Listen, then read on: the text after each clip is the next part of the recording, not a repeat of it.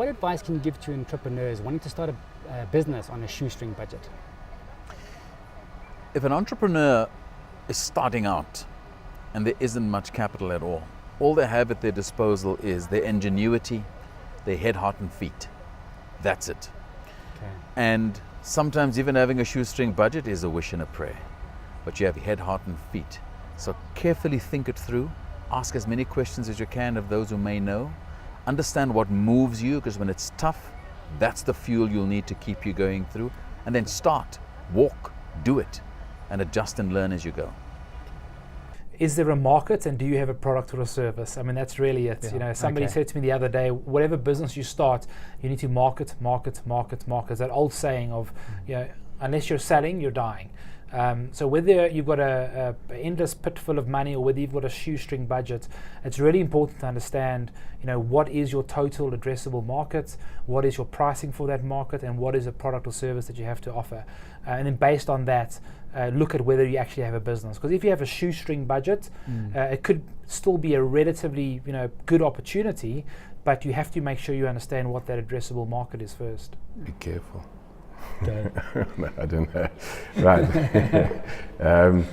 Look, the thing is, I think if you can find a proposition, a concept, an idea that you can try and sort of practice or pilot with a limited budget, then you'd have to do that. But I don't think there's a clear-cut answer to that, because depending on what type of business you want to start, you could start, for example, a beauty salon on a very limited budget.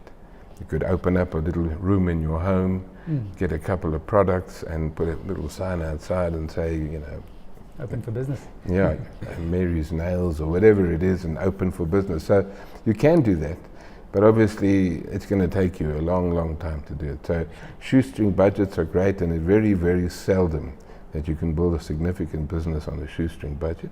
But what you can do is you can maybe create sufficient momentum to then be able to attract investors and then, you know, move on from there. Don't try and be what you're not too soon. So business is like a child, and you need to give it time to crawl. So don't load it with overhead. Keep it absolutely lean. Start in your garage, start in your car's boot, start in a flat, and take it from there. Okay. And just give it time to find its feet by itself. I mean, I think often we try and overgear too quickly. Yeah. We try and be too quickly what we're not. You know, I can't really answer that. You know, I never did that. I was always blessed to have a backer. I had an angel. My very first business, I had an angel investor who was the most wonderful. Gavin was the most wonderful angel shareholder anybody could have ever had. I mean, now in retrospect, I realize that. So, you know, it wasn't a shoestring, and my second and third businesses weren't shoestrings. Okay. This last one has probably been as much of a shoestring as possible, but I did have a bit of cash. I mean, I know some entrepreneurs who have managed to pull themselves up from nothing. That is a phenomenal achievement. It's not something I can say I've ever done. Okay.